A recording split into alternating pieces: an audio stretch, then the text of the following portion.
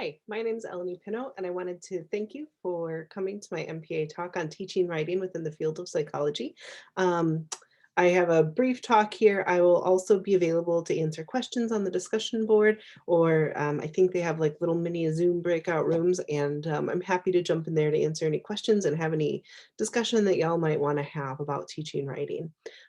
So I have prepared a little presentation to just kind of go with this, and I just want to kind of talk a little bit about my background, how I came to teach writing, and sort of what my program has done. So we'll talk about teaching writing from a couple of different viewpoints. We'll talk about it from kind of the macro level of looking at how to teach writing within your psychology curriculum, how to teach writing as a specific course, but then also kind of thinking about how to teach writing through individual assignments.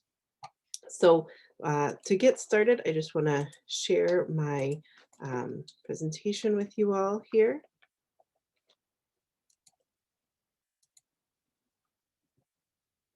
All right. So teaching writing for psychology, challenges, tips, and some best practices. Um, my name's Eleni Pino. I have a PhD in cognitive psychology. I have no formal training on teaching writing, and I did, as part of my graduate curriculum, take a half semester course on how to teach, but that was pretty much it. I have been very fortunate to work with our writing across the curriculum instructor, coordinator person here at UW Superior, and that's been really, really helpful for me as I try to teach writing more effectively, since it's not something that I'm really trained in. I've taught a senior capstone class, which included writing their own kind of like mini research report since I arrived at UWS in 2009. Prior to that point, we had been trying to teach writing kind of diffusely across the curriculum. So we identified goals for this is what we think writing should look like in a 1, 2, 3, and 400 level class within the program. But what we found is that we really weren't making any big gains in terms of how writing actually worked for our students. So we wanted to kind of shake that up. So in 2018, we restructured our curriculum and we added a new class. And that was reading and writing for psychology, Psych 275. It's currently required for the psychology major, so all psychology majors are required to take this course. We suggest that it be taken concurrently with psych stats. Some students might only take 1 or 2 classes a year, in which case it wouldn't be taken concurrently, but the bulk of our students do take it in the fall semester of their junior year with psych stats. It's a prerequisite for research methods, and then methods is a prerequisite for our capstone class. We recommend, but are not always able to enforce because of transfer issues, that students should complete the writing general education requirements and Psych 101 prior to enrolling. That helps them. It's not necessarily required, but it does help a bit. Sometimes we have students that are returning and need to complete everything really quickly, and so they take Psych 101 at the same time, which is a bit of a struggle, but doable. So what are the goals for this excuse me, what are the goals for this course? So we try to take kind of a holistic view here. And one of the reasons why this isn't just called writing for psychology is I very clearly remember the first time that I was in college and a teacher just handed us an article and said, read this by next class period. And I'd never seen an empirical article before. I'd certainly never read one before. And it was just kind of like, it felt like being thrown into the deep end. And I realized that that was also the experience for our students, potentially, depending on, whose class they took first or whatever. So really, this is kind of a foundational type of class. And I apologize, my cat has apparently decided that she is also, it's essential for her to be here. So here we are. So we start by developing skills using libraries and databases. We learn about types of scholarly articles, theory papers, meta-analyses, empirical papers. We spend some time talking about how to evaluate articles and how to evaluate journals as well, how to find things in databases so that they're more effective searchers. And what I find is that after you go through and do like really hands-on stuff with trying to get them to use databases, they actually prefer databases to Google Scholar, which is a big win for me. We approach writing as a process more than an end game.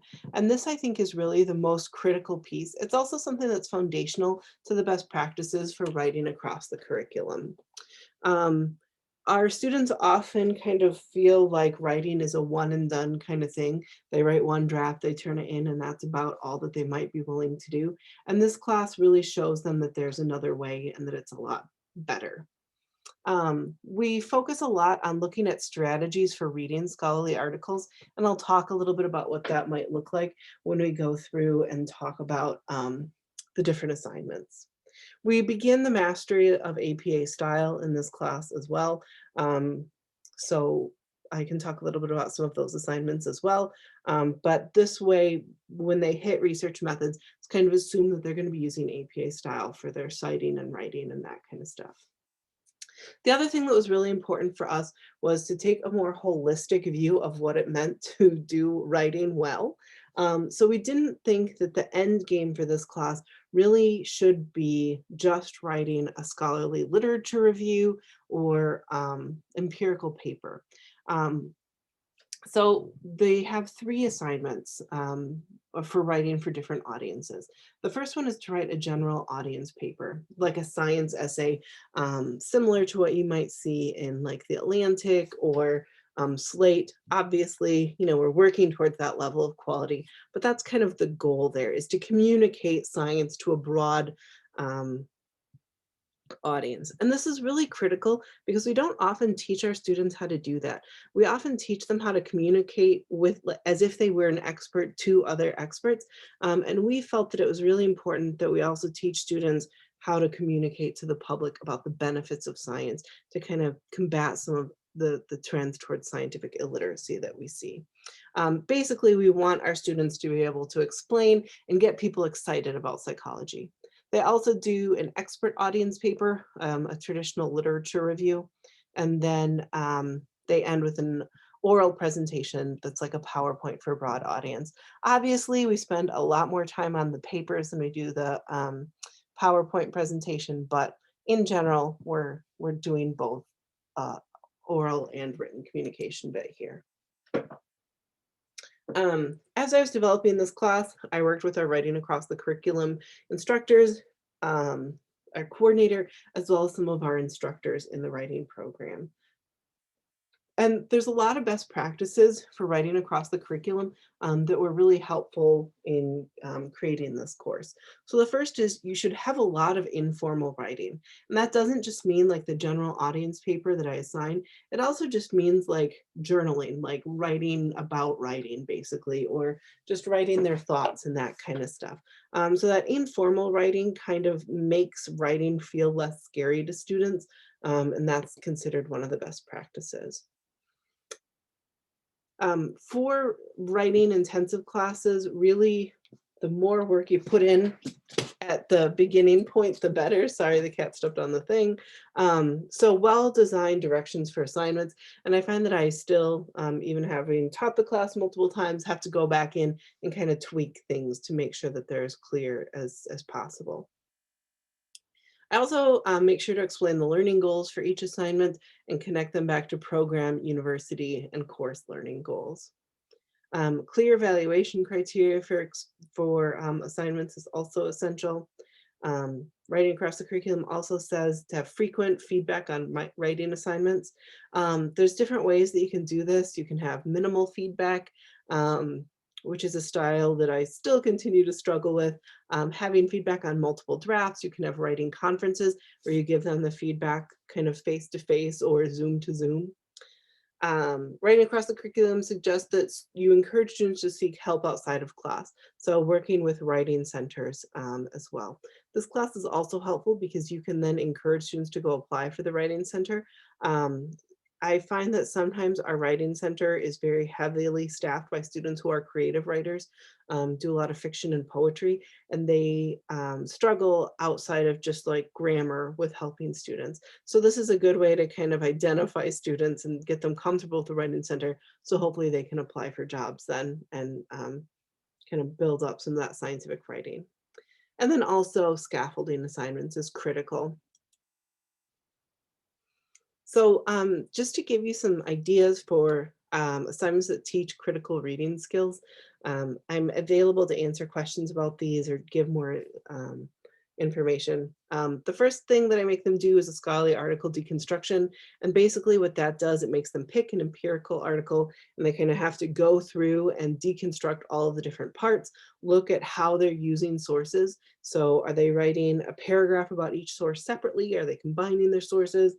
How are they structuring it? And that just helps kind of demystify the structure of what's going on with the paper. It is time consuming, the students hate it, it's hard to grade, but in the end it is a really helpful kind of thing. Creating glossaries and annotations, so encouraging them to have a printout of the paper and just mark it up and make it really, really messy. Writing a quick summary for a friend of the article to help them see if they can find the main gist. Writing their own abstract is a popular one. I also do a lot with concept mapping, particularly for the introduction and discussion, where I help students to develop those concept maps to kind of see how everything fits together. I also encourage them before they start writing papers to do a concept map of what they want in their paper so that they can see if there's any ideas that are just kind of like off floating in the ether and are not really grounded to the rest of the paper. I encourage students to cartoon the method sections, so actually go through and draw like a little comic strip. This has been really, really helpful for getting them to understand methodology and what people actually do. And that gives them a better way and kind of a more productive way to engage with the method section, which I find is usually the section students are most likely to skip on over. And since students are enrolled in this class concurrently with statistics, by the time we start reading articles, they usually don't know anything still about statistics. They're still kind of laying that groundwork. So I teach them how to read tables and figures rather than trying to wade through the statistical analyses because they're not necessarily at a point where they're going to understand that yet. So we do these annotations, and that's really, really critical and helpful as well. And again, I'm happy to give more information on any of those. I next want to talk a little bit about ideas for assignments that teach the writing process. So that teach students that writing is kind of an ongoing process. The first assignment that is the most helpful, and it's incredibly helpful for me as a writer as well, is I call it the slasher. I have them bring a hard copy to class, usually before peer review, and I tell them you have to cut at least 25 or 50 words from your paper right now. So before we do anything else, you have to cut it. You can just cut extra things, you can reword things, but you have to cut between 25 and 50 words. This is really helpful because it gets them to kind of look for redundancies in their writing and kind of look and see, are there passive voice things that can be rewritten and that kind of stuff. So this is really helpful. It's kind of a game changer, I think. I teach students to outline, which surprisingly most of them don't. They just kind of like sit down and start writing. So before we even start writing, they're required to turn in outlines that I comment on and give them feedback on. We go through and do readings, and then they have to identify their writing trouble spots. So this might be related to punctuation, spelling, passive voice, um, bias with APA, all that kind of stuff. They learn about all of those and then they just kind of go through and say what are their biggest struggles, and then they kind of come up with a plan and resources to help them combat that place where they're kind of struggling. I also do guided self-review, which is what happens before the peer review. I have a step-by-step instruction that walks them through how to do like a meaningful edit to their paper. And then I have them turn on track changes and they turn in that draft as well to me. Peer review, I've found that for peer review, I have to do step-by-step instructions. You can't just have them like take a paper and say comment on it because they're not going to do well with that. I have step-by-step instructions that I'm happy to share with people about that as well. I will periodically also do what I call snap feedback, where I will ask them to post a paragraph or two that they're struggling with for feedback. And I usually have them include their outline so I can get a sense of where that's going to fit within the paper. This is a chance for me to just kind of like figure out, make sure they're on the right track with stuff, and also just kind of identify people that might need a little bit extra support or checking in with.